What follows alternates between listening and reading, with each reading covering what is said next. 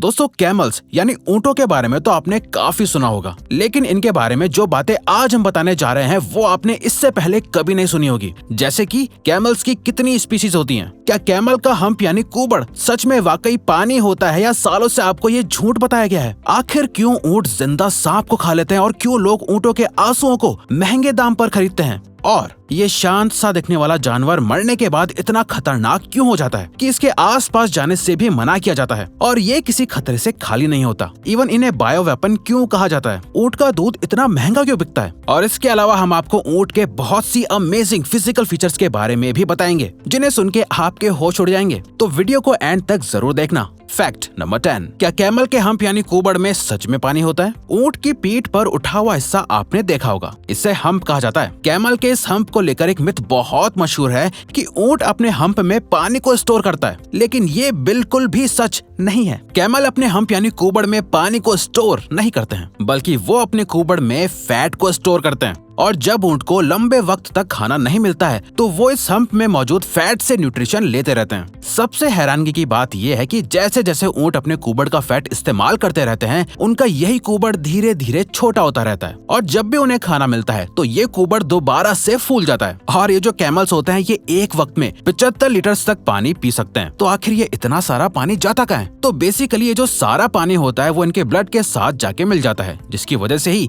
ये बिना कुछ खाए पिए महीनों तक डेजर्ट यानी रेगिस्तान में रह पाते हैं। नंबर 9, मरा हुआ ऊंट इतना खतरनाक क्यों होता है और इसे बायो वेपन क्यों कहा जाता है? दोस्तों ऊंट सबसे ज्यादा अपने हम्प यानी कुबड़ की वजह से जाना जाता है, लेकिन क्या आप जानते हैं ये कुबड़ जितना फायदेमंद होता है उतना ही ज्यादा खतरनाक भी होता है। जी हाँ, क्योंकि जिन लोगों के पास ऊंटों से जुड़ी नॉलेज है वो लोग किसी भी मरे हुए ऊंट को हाथ भी लगाने और उसके आसपास जाने से भी मना करते हैं, क्योंकि दोस्तों ऊंट का हम्प यानी कुबड़ उसके मरने के बाद उनकी बॉडी को एक बॉम्ब बना देता है जो किसी भी आहट से कभी भी फट सकता है। इसके पीछे साइंटिफिक रीजन भी है। असल में जब एक ऊंट मर जाता है तो उसकी बॉडी डिकम्पोज होने लगती है और जब इसके कुबड़ में मौजूद फैट माइक्रो ऑर्गेनिज्म के कांटेक्ट में आते हैं तो ऊंट के शरीर में मीथेन गैस बनने लग जाती है, जिसके बाद मरा हुआ ऊंट एक बायो वेपन में बदल जाता है, जिसको हाथ लगाते ही वो बुरी तरह से ब्लास्ट हो जाता है। इसीलिए दोस्तों आप भी कभी किसी मरे हुए ऊंट के आसपास मत जाइएगा। वैसे ऑन एन एवरेज अधिकतर एक नॉर्मल ऊंट लगभग 40 से 50 साल ही जीता है। नंबर 8, आखिर क्यों कैमल्स जिंदा सांप को खा लेते हैं और ऐसा करते वक्त वो क्यों रोते हैं? सांप बहुत ही जहरीले होते हैं, लेकिन क्या आप जानते हैं कि ऊंट जिंदा सांप को खा लेते हैं? जी हाँ, ये बिल्कुल सच है। असल में मिडिल ईस्ट के लोगों का मानना है कि जिंदा सांप खिलाने से ऊंटों को बीमारियों से बचाया जा सकता है। ऐसा कहा जाता है कि सांप खिलाने के बाद ऊंट की तबीयत थोड़ी खराब भी हो जाती है, लेकिन सांप खाने के कुछ दिन बाद ऊंट बिल्कुल ठीक हो जाता है। जबकि साइंटिस्ट और डॉक्टर्स का मानना है कि कैमल को जिंदा सांप खिलाने से कोई मेडिकल बेनिफिट नहीं होता है, बल्कि ऐसा करने से ऊंट की जान खतरे में पड़ जाती है। लेकिन आज भी लोग अपने ऊंटों को बीमारियों से बचाने के लिए उन्हें जहरीले सांप खिलाते हैं। इसके अलावा ऊंटों को भी धीरे धीरे सांप खाने की लत लग जाती है, जिसके बाद वो अपने आसपास रेंग रहे सांपों को जिंदा खा लेते हैं। सबसे हैरानी वाली बात यह है कि जब एक ऊंट सांप को खाता है तो उसकी आंखों से आंसू निकलते हैं। इन आंसुओं को ऊंट के मालिक कलेक्ट करके बेच देते हैं। असल में ऊंट के इन आंसुओं से सांप के जहर का एंटीडोट बनाने में मदद होती है।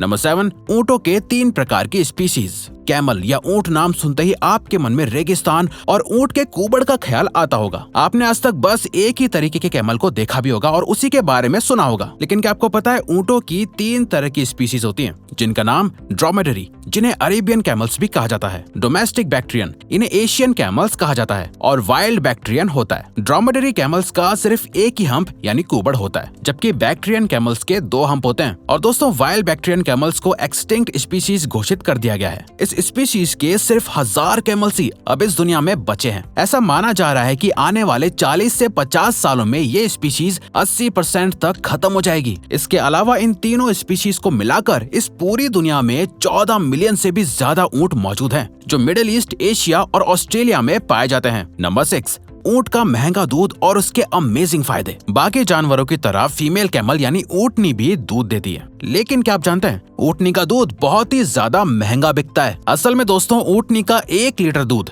120 से 250 रुपए तक बिकता है। इसके अलावा कैमल का पाउडर दूध तो 1700 से 2500 रुपए तक बिकता है। इतने महंगे दूध होने की वजह इस ऊंटनी के दूध के फायदे हैं, जिनके बारे में जानकर आप हैरान हो जाएंगे। ऊँटनी के दूध में सभी तरह के विटामिन, आयरन और मिनरल्स पाए जाते हैं जो टीबी यानी ट्यूबरकुलोसिस जैसी बीमारियों के पेशेंट्स को बहुत फायदा करते हैं। इसके अलावा ऊँटनी का दूध लोगों की हाइट बढ़ाने में भी मदद करता है। अब जब फायदे इतने ज्यादा हैं तो दूध तो महंगा होगा ही। नंबर 5, क्यों कैमल्स कांटेदार पौधों को आराम से खा लेते हैं। दोस्तों, ऊँट दुनिया के बाकी जानवरों के फिजिकल अपीयरेंस के अलावा इंटरनल फीचर्स में भी बहुत अलग होता है। जैसे क्या आप जानते हैं ऊँट कांटेदार पौधों को खा सकता है? जी हाँ, ये बिल्कुल सच है। दरअसल ऊँट के होंठ और जीभ बहुत मोटी होती है जिसकी मदद से ये कैक्टस जैसे पौधों को आराम से खा लेते हैं। और दूसरी तरफ देखा जाए तो रेगिस्तान में कैक्टस या फिर दूसरे कांटेदार पौधे ही मौजूद होते हैं, इसीलिए ऊँटों को इन कांटेदार पौधों को खाने की आदत होती है। नेचर ने ऊँट को हर वो फीचर दिया है जिससे वो रेगिस्तान में इजीली सर्वाइव कर सकते हैं। नंबर 4,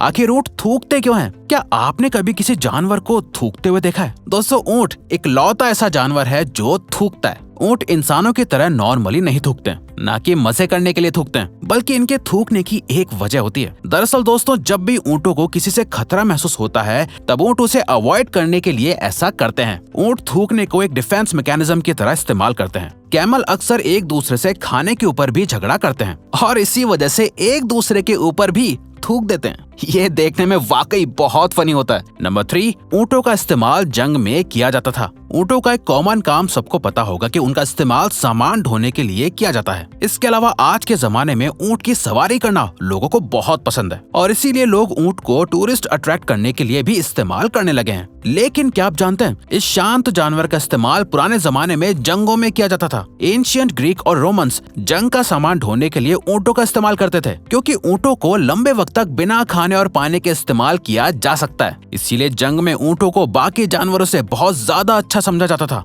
इसके अलावा ऊँट बहुत तेज स्पीड में भाग सकते हैं, इसीलिए भी इन्हें जंग के मैदान में ले जाया जाता था। नंबर 2, क्या सभी ऊँटों के कुबड़ होते हैं? दोस्तों, ऊँट के बच्चे को काफ कहा जाता है। एक कैमल का जेस्टेशन पीरियड लगभग 17 से 22 महीनों तक का होता है। दोस्तों, एक न्यू बॉर्न काफ अपने जन्म के 30 मिनट बाद ही चलना शुरू कर देता है। अब जब कैमल के बच्चे की बात हो रही है तो आप सोच रहे होंगे कि कैमल के बच्चों का भी हम्प यानी कुबड़ होता होगा, लेकिन ऐसा नहीं होता है। एक न्यू बॉर्न काफ की पीठ पर हम्प नहीं होता है। दरअसल दोस्तों, न्यू बॉर्न काफ जैसे जैसे बड़ा होता रहता है उसका हम्प यानी कुबड़ भी डेवलप होता रहता है और जब एक कैमल पूरी तरह से मैच्योर हो जाता है तब उसका हम्प भी पूरी तरह से डेवलप हो चुका होता है। नंबर 1, ऊँटों के शॉकिंग फिजिकल फीचर्स। चलिए अब आपको ऊँटों के कुछ अमेजिंग फिजिकल फीचर्स के बारे में बताते हैं। ऊँटों की आंखों पर 3 आईलिड सेट्स होते हैं और आई लैशेस की 2 लेयर्स होती हैं जो ऊँट की आंखों को रेतीले तूफानों से बचाती हैं। रेतीले तूफान के दौरान ऊँट अपने नाक के छेदों को पूरी तरह से बंद कर सकते हैं। ऊँट इतने स्ट्रांग होते हैं कि 40 किलोमीटर तक लगभग 408 किलो वजन उठाकर चल सकते हैं